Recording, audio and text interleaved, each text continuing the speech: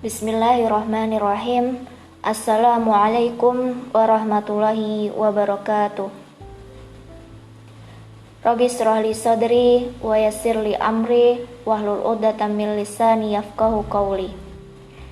Asyhadu an la ilaha illallah wa asyhadu anna Muhammadan abduhu wa rasuluh.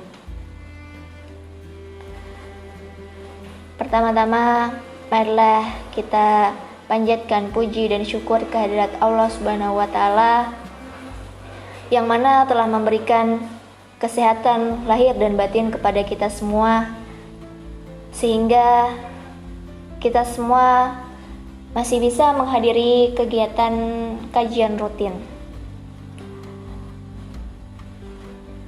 Dan yang kedua, salawat serta salam tak lupa kita kirimkan kepada Nabi Muhammad SAW yang telah mengantarkan umat manusia dari peradaban hidup yang jahiliyah menuju peradaban hidup yang modern, yang penuh dengan kemajuan ilmu pengetahuan dan teknologi seperti yang kita rasakan pada saat ini. Semoga kita semua termasuk hambanya yang taat, yang berhak mendapatkan syafaatnya di hari akhir kelak. Amin ya robbal alamin.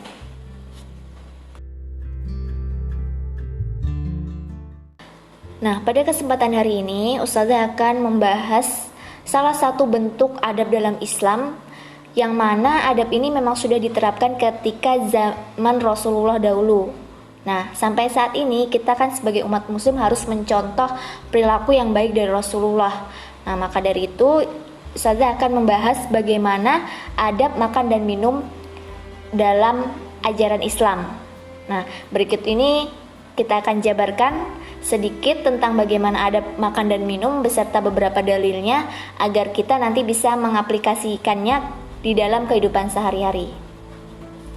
Yang pertama yang perlu kita ketahui yaitu makan dan minum yang halal, ya.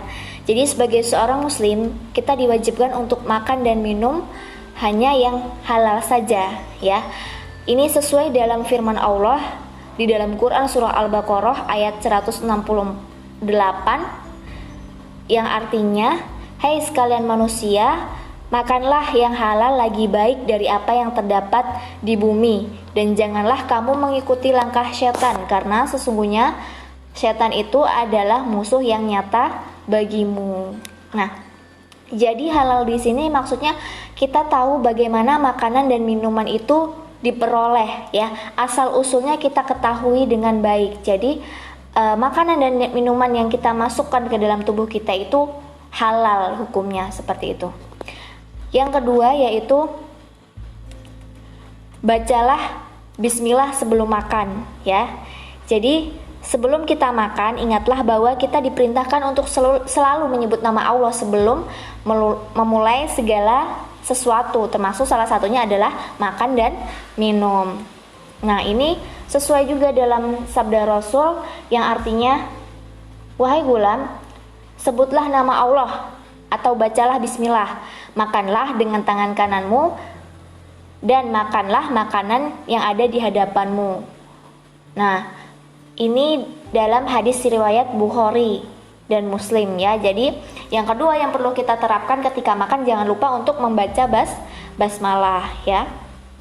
Yang ketiga yaitu makan dengan tangan kanan.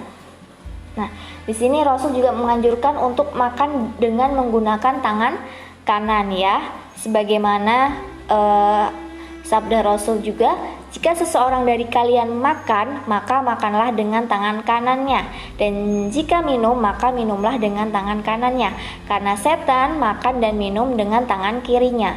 Hadis riwayat Muslim. Nah, jadi kita tahu kita sebagai seorang muslim, tadi dikatakan bahwa seseorang itu makan dengan tangan kanan dan minum dengan tangan kanan.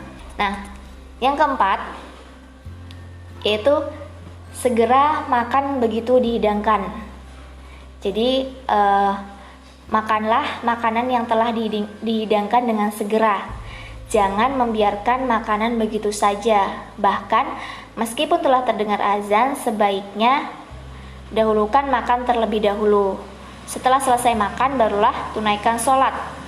Ini dari Anas, Nabi Shallallahu Alaihi Wasallam bersabda, jika makan malam sudah disajikan dan iqamah sholat dikumandangkan, maka dahulukanlah makan malam. Hadis riwayat Bukhari dan Muslim, ya. Jadi apabila makanan memang sudah ada di hadapan kita, ya, sudah ada gitu, sudah siap, ya pokoknya sudah sudah di tempat di depan mata kita gitu. Nah, itu memang lebih diutamakan untuk makan dulu, karena takutnya nanti makanannya itu sudah tidak enak lagi, sudah tidak segar lagi, seperti itu. Dan selanjutnya yang kelima, tidak menggunakan perak dan emas. Nah, sebagai seorang muslim, ya, kita menggunakan peralatan makanan yang terbuat dari emas dan perak itu tidak diperbolehkan, ya. Jadi hal ini telah dijelaskan, ya, oleh Rasulullah, karena emas dan perak adalah peralatan makanan yang digunakan oleh penduduk surga nantinya, seperti itu.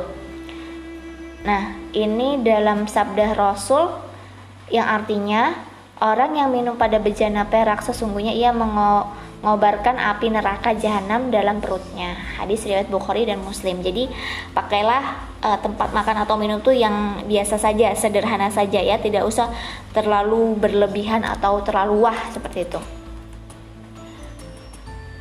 Nah, selanjutnya yang keenam yaitu berdoa sebelum makan, ya. Tidak hanya dianjurkan untuk membaca bismillah sebelum makan, tapi kita juga diminta untuk berdoa sebelum makan, ya. Nah, doa sebelum makan ini merupakan salah satu bentuk rasa syukur kita kepada Allah atas apa yang telah diberikan kepada kita, ya, atas segala nikmat dan karunia yang diberikan. Nah, di sini Rasulullah SAW bersabda, apabila salah seorang di antara kalian makan, hendaklah ia membaca bismillah dengan menyebut nama Allah. Jika ia lupa membacanya sebelum makan, maka ucapkanlah bismillahi fi awalihi wa akhirihi, dengan menyebut nama Allah pada awal dan akhir aku makan. Hadis riwayat Abu Daud At-Tirmizi. Nah, ini biasanya kadang kita kalau sudah lapar banget sampai lupa diri, lupa baca doa, ya, ataupun kadang kita makan cemilan aja kan kadang cuman bismillah gitu aja, atau bahkan sampai lupa karena kan nganggapnya cuman cemilan, bukan makanan berat seperti itu. Nah, ini diusahakan kita tetap juga membaca doa, ya, doa makan sudah hafal semua, ya. Nah, selain diawali dengan basmalah juga dengan doa, diikuti dengan doanya, ya.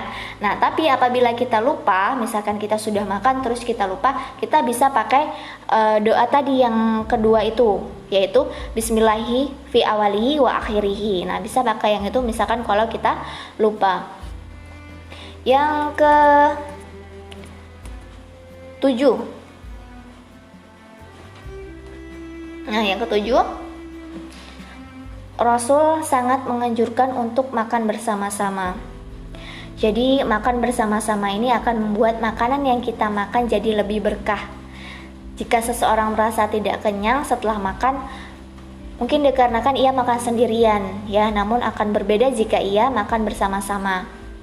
Maka ia akan merasa lebih kenyang karena makanan tersebut lebih berkah.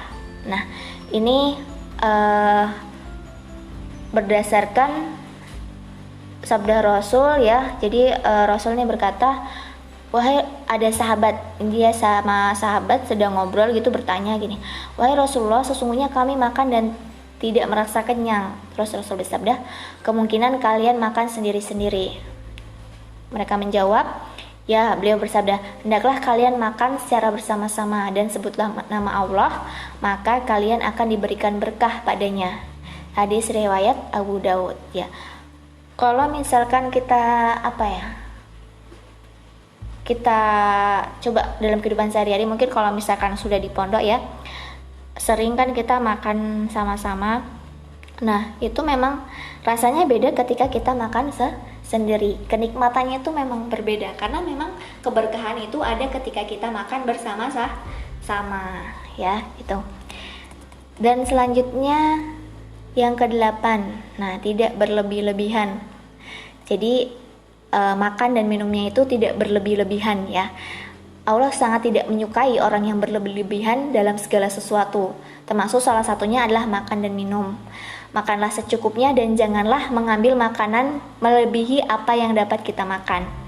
Nah, ini sesuai dalam firman Allah, Quran Surah Al-A'raf ayat 31 yang artinya, makan dan minumlah dan janganlah berlebih-lebihan. Sesungguhnya Allah tidak menyukai orang yang berlebih-lebihan. Ya itu ya, jadi perlu diingat, janganlah kita makan atau minum itu berlebih-lebihan. Dan yang terakhir, yang ke-9 yaitu berdoa setelah makan.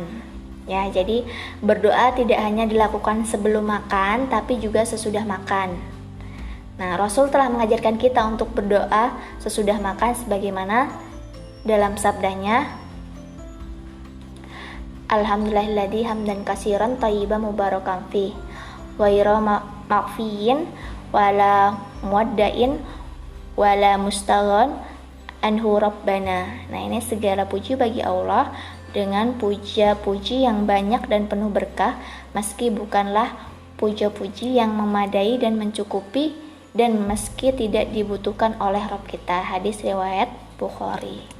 Jadi bisa mungkin doa setelah makan, bisa juga. Jadi pokoknya jangan lupa ketika kita akan memulai makan atau mengakhiri makan, jangan lupa diawali dengan doa dan diakhiri juga dengan doa.